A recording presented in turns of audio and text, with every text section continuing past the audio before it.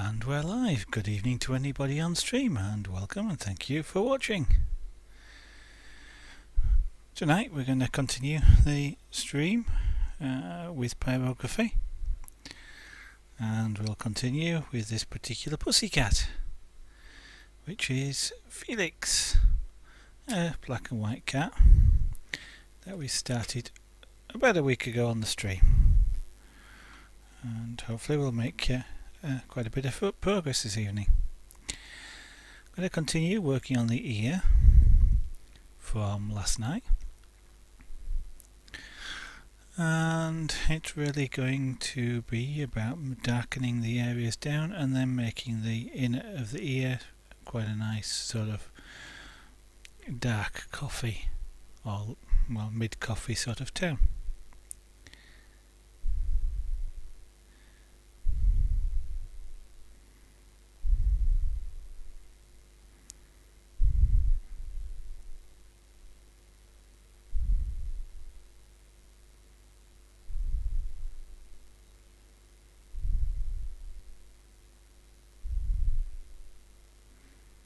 Okay, so if there's anybody new to the stream, good evening. Feel free to ask any questions that you might have in chat. I'm quite amenable to answering questions about any of the art forms that I undertake, or about, well, not everything, but some things. But don't worry, I don't mind people asking questions.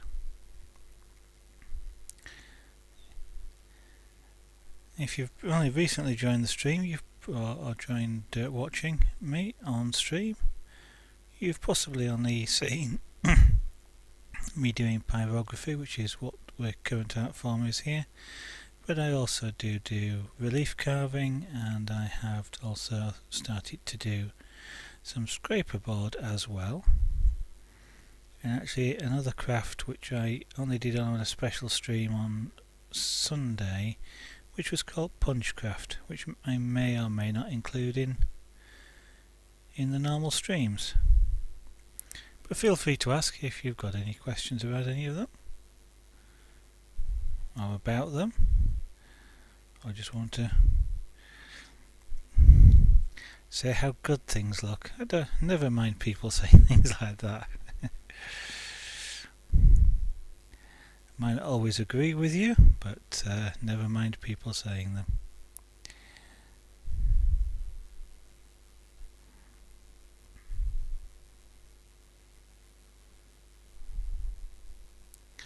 So I've effectively been an artist for about 3 years. I started approximately 3 years ago with airbrushing, which I specifically started with in order to airbrush a PC I was building, airbrush the case. I wanted something fairly unique, and I got something fairly unique.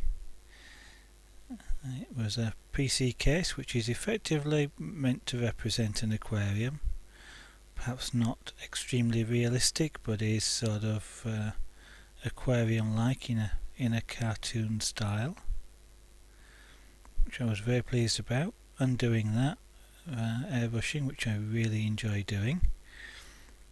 I learnt quite a bit, and also learnt that I really enjoy monochrome artwork. That's artwork which is one colour, or well, essentially one colour. You might say predominantly one colour. In airbrushing terms, black and white. You do tend to use both colours, but well, white's a mixture of all colours, black isn't a colour, but if you get what I mean. And that's all, then translated into pyrography, which you see here, which is also a monochrome art form, although you can apply colour to pyrography. And then other art forms like the scraper board has also generated my interest because again of the monochrome. But there again, carving, doesn't really have much in keeping with monochrome, and I'm really interested in carving as well. So I'm quite a what's the word, itinerant, or perhaps I've got a short attention span in terms of artistic means. But I enjoy learning all sorts of new things, new techniques, new art forms, and indeed the scraper board, which I just mentioned, was one that I did on stream for the very first time. I did an art piece on stream, never touched it before. The stream actually saw me unpack the material, cut it in half, and actually try it for the first time. And I'm glad to say I produced a reasonably successful result, which I was really pleased with. Also recently got hold of a number of coloured beads. Also gets called perler beads after one of the manufacturers, but these aren't. And that comes from a long time ago, my interest in pixel based images, and the beads are a pixel based image. So quite a varied amount of things, either already on the stream or coming to the stream shortly.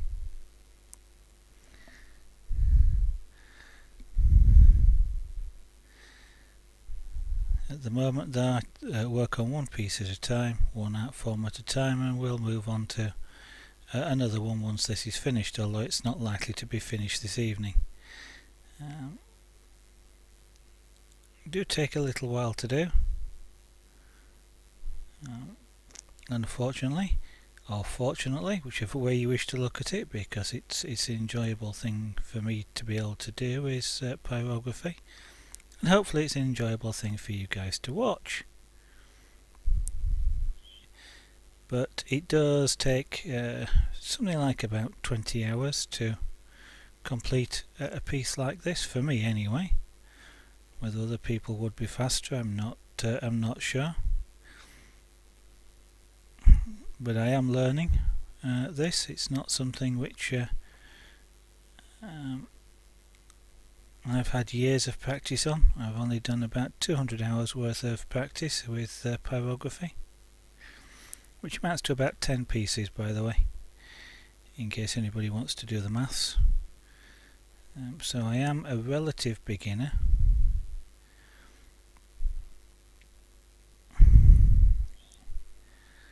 But unfortunately, usually when people see pyrography done, if you're interested in it and you look it up on the internet, you'll probably see it done in time lapse.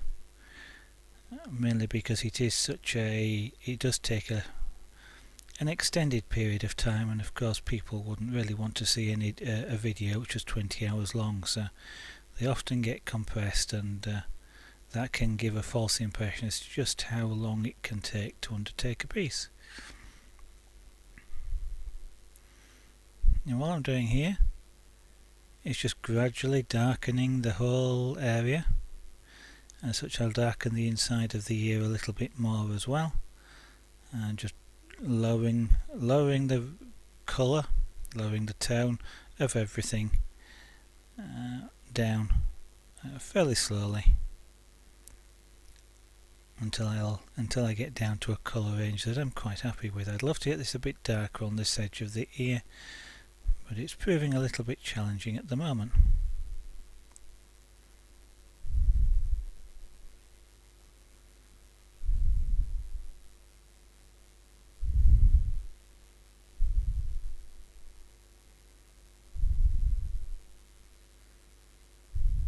It's very close. There seems to be at certain points when you're doing pyrography, certain points at which the colour goes almost shiny, and it's quite close to that now, and that would be a nice colour to leave it at. It becomes a really rich colour at that point, and it tends to go through patches. There's one fairly light, there's one fairly dark, probably one somewhere around in the middle as well, and they produce quite a pleasing colour. We're actually quite close to it on this side of the ear now. The other side's got it already. and it just looks more richer than it would do otherwise.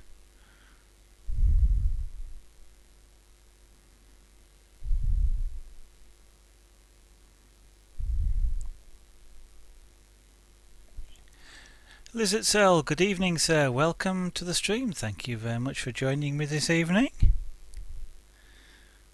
Nice to see you again, and how are you doing today?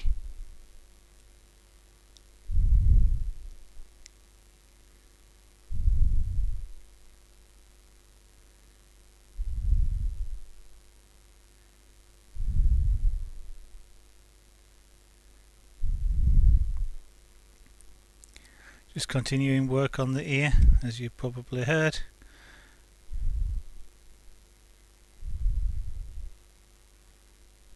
So just the inner part of the ear has got to get quite a bit darker at the moment, but we're gradually getting there. I'm being somewhat random about just how I colour it in, for want of a better description, because there is a sort of a structure to the inside of the ear. So if I'm a little more random about it, it implies a structure within the ear and you know, the little folds and things that one gets in ears. So it looks a little bit more realistic without me actually having to put any sort of realistic representation in there. It's just there's something there, but you can't quite tell what it is.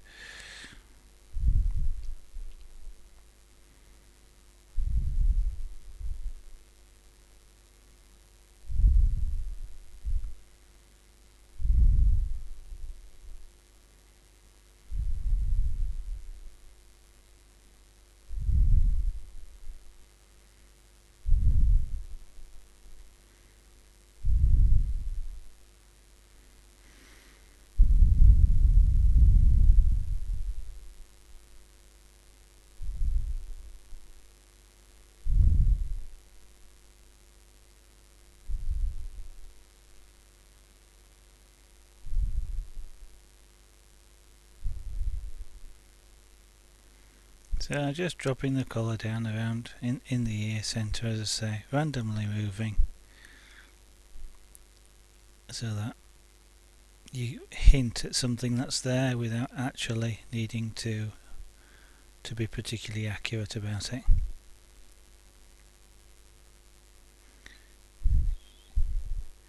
Sometimes hinting can actually be more powerful because your imagination takes over, and especially if it's sort of a fairly random pattern, because your brain kind of doesn't like random patterns. It prefers to actually see something, so you actually maybe get to see something that isn't really there at all.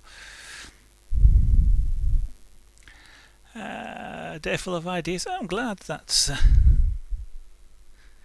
oh, you've been designing a homemade drill press. Well, good for you, and that's quite amazing. I took the easy way out and bought one. Not today though, that was a while ago.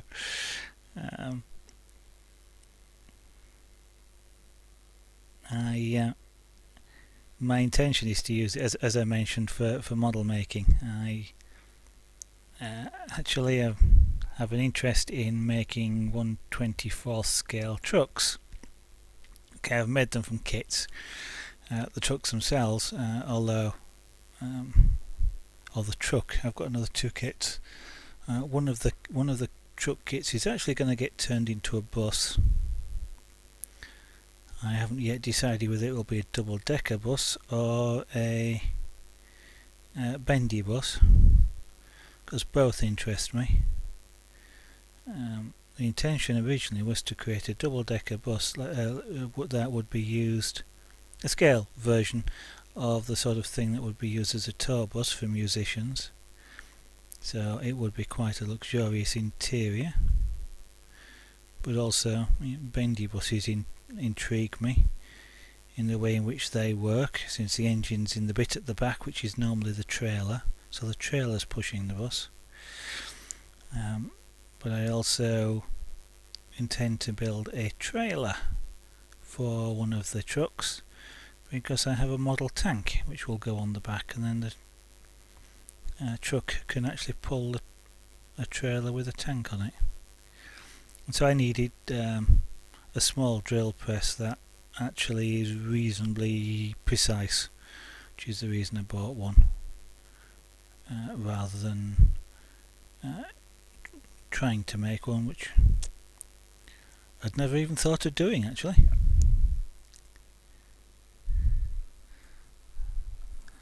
Well, there's nothing wrong with that. Nothing wrong with, I mean, that's just reusing parts. It's you know, you still got to put it together. You know, so whether it's reusing parts, whether it's ideas from other projects or anything like that, you know, it's all part of it. You know, you very rarely, when you making anything, are you actually, you know, starting from complete scratch and with nothing at all to. Yes, by all means, that would be okay.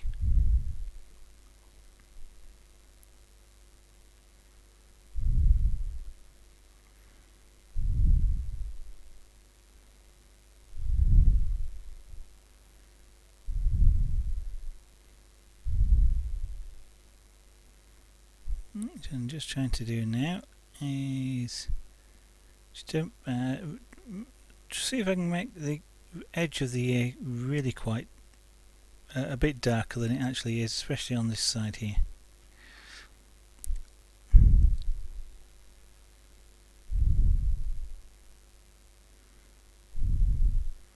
I'm actually quite close to carbonising it here. I don't actually want it to go quite that dark.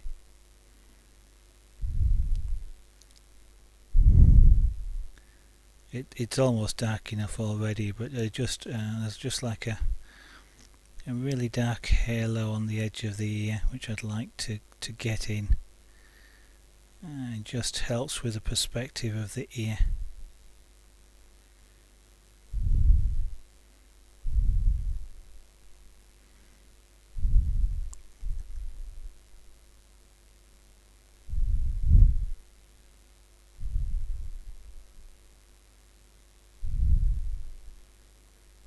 Okay, I think that ear is close enough.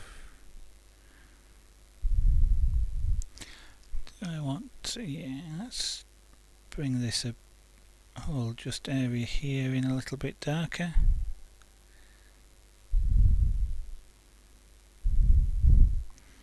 Again, I'm actually really trying really hard not to apply any sort of texture to this. I just want it nice and flat.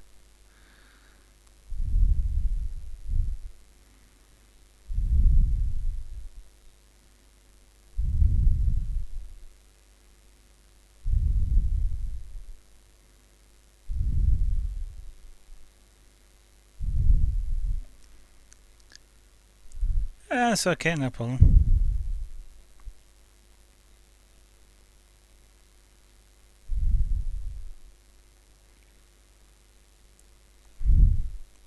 So controlling the amount of heat that's being applied by how long I'm holding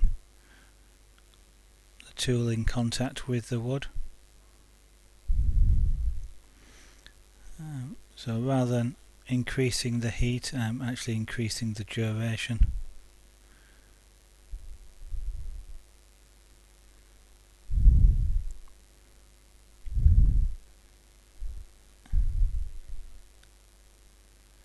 And since the darkness is really a function of the quantity of heat, if you can describe it in such a way, and you increase the quantity either by more heat or more time, either work just as well. There's just different techniques for using them.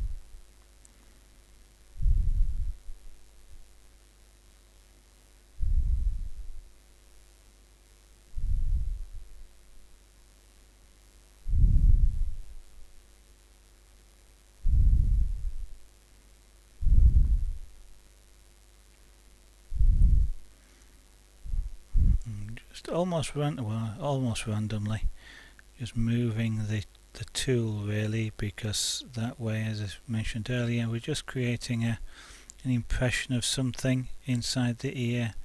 It's too dark really to see what it is, but just the internal folds of the ear.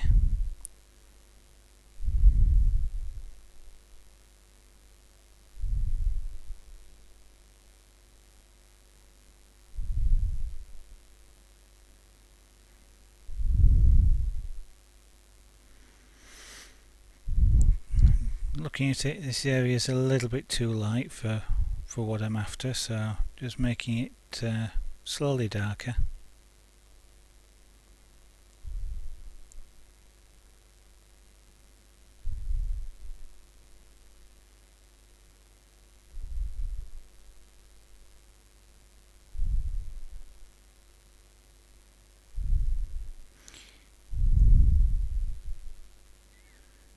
I'm not specifically trying to make any one place go darker than anywhere else. I'm just trying to get an even lowering of the darkness, so it all goes dark. I'm quite sort of happy with the patterning that's in there. It's just a bit light for what I'm wanting to represent. So just moving the tool slowly over the wood, doing it in a curve. At this stage you're probably not really, and I'm not particularly seeing anything which is creating a texture or a mark which is on the curve, but just in case, I'm just continuing to use that means, so that if I do create a dark mark by accident, for example, then it actually runs in the right direction and doesn't suddenly look to be out of character for the position it's in.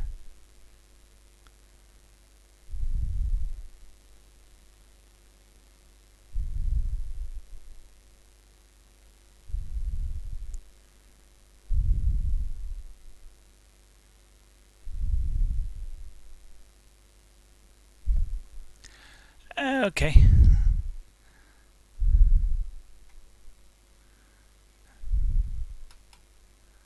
Let's have a look at that. Okay. That's an interesting way of doing it.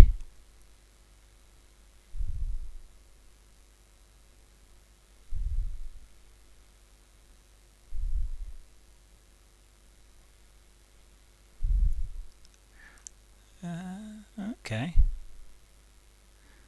Sliding carriage and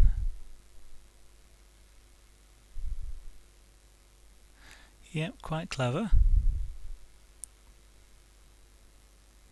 I'll take a longer look at that afterwards. Just it looks interesting. Thank you very much for the link, Lizard Soul. That's very kind of you. And have you started making that yet, or is it something that's your drill press? I gather you're using that as a main inspiration. Yeah.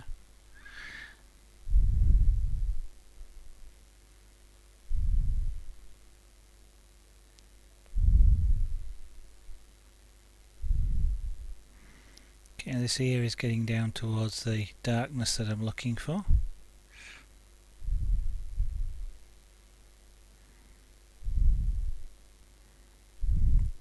One of the advantages of making it dark is I don't have to do too much detail in the ear. But in practice it is actually, and if you see the reference image at the bottom left corner, it is a very dark area inside the ears.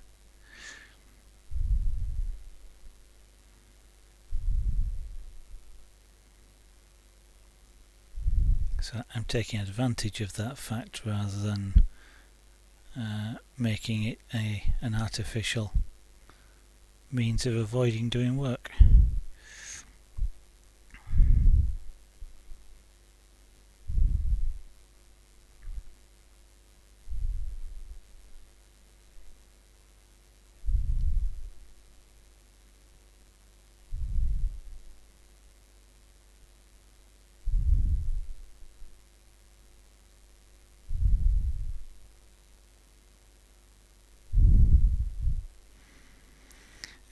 I'll leave that for the moment and we'll come back to it later.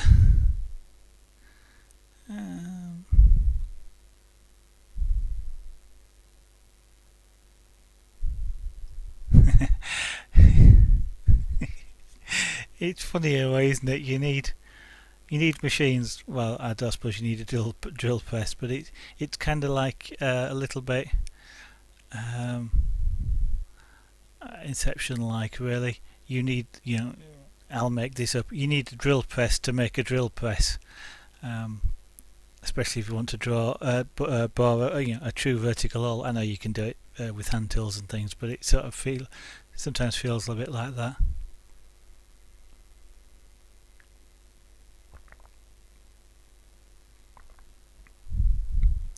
Bandsaw actually is one of the,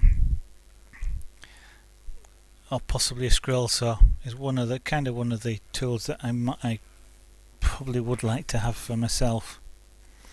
Because when you're carving something like a bandsaw, when you're 3D carving, being able to cut the outline using something like a bandsaw or a scroll saw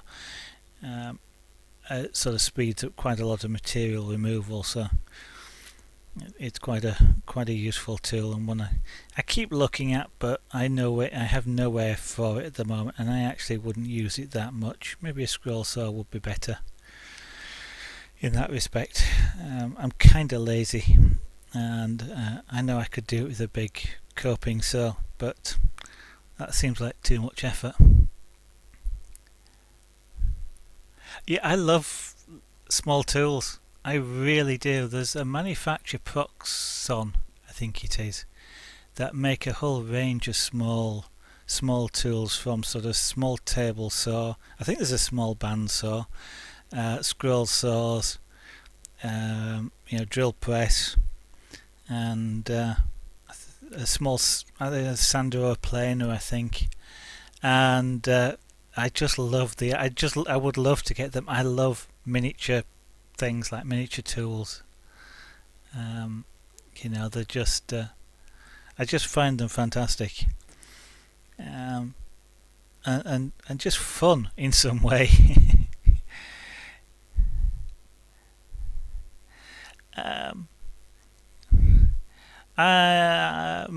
The way I look on this, is, for example, doing the same sort of idea is, I could buy a small one, or I could save up and get a bigger one, which is kind of your dilemma. And I look at it along the lines of, is the small one sufficient to do 70% of what I want?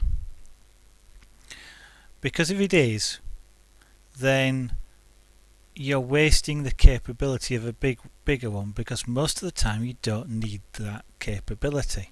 And I don't know, I made up the 70%, but a majority of the time. And it's kind of like,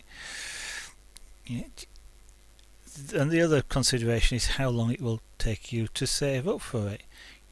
Can you get a smaller one, use it for 70, 80, 90% of what you want it to do, and do that for now and for the next year, and get a heck of a lot of use out of it, then it would do, if you have to save up for a year to get a bigger one. So if you've spent a year not doing anything, or being really restricted on it, and then start, and it is a kind of a trade-off, and sometimes it's better to start small, or smallish, and see just how much use you get out of it. Because sometimes I think also there's kind of a can't quite there's kind of an always bigger is better type of thing, and sometimes it's not.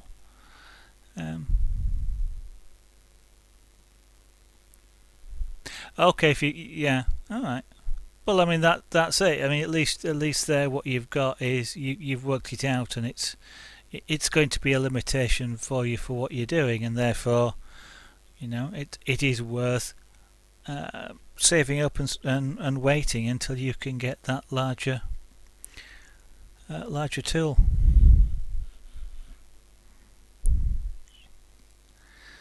And I guess you potentially have the advantage if your father has a large bandsaw, or I'm sure he potentially knows other people that might, that you could, on the odd occasion be able to use it, which might sort of get you by for a while.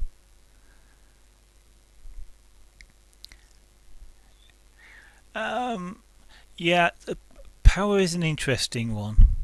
Power and speed aren't necessarily the same thing. I know you, to go faster you need more power, but as you, I guess you've just you've not, as you do realise, of course,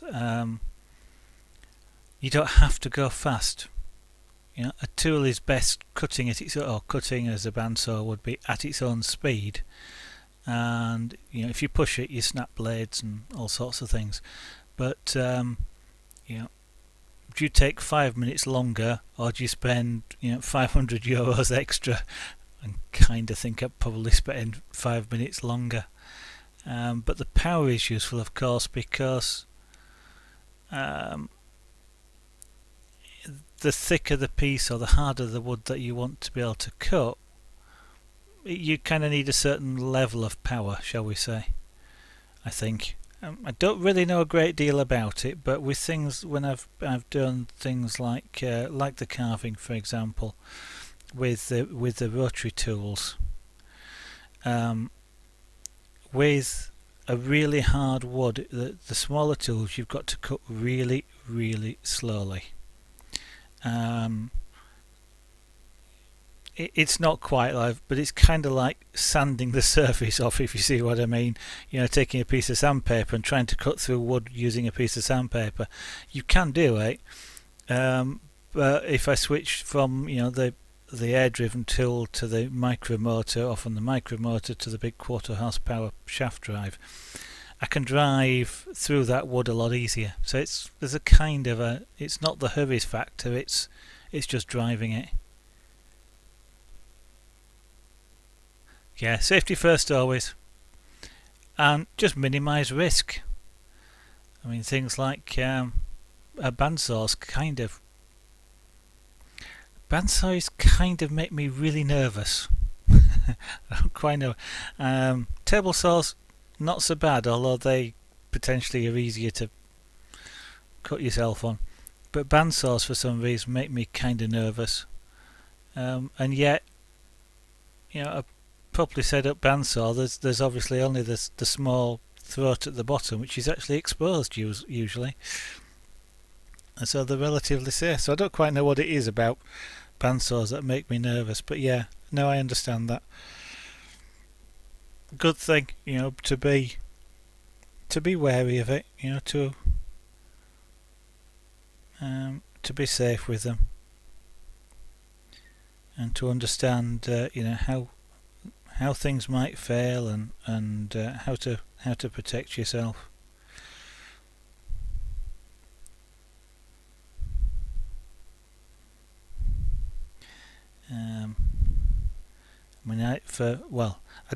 I don't have any big machinery like that, but I as I say, I've sort of considered the bandsaw just because it would make certain things easier, but there again, a scroll saw would do the same.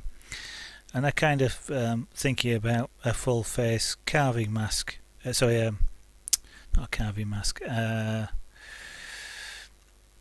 lathe. The full face mask that tends to get used with people on the lathe, because it just throws stuff all over the place. Getting one of those for use on a bandsaw, so that whilst I'm not expecting a blade to snap, if it does, it ain't gonna hit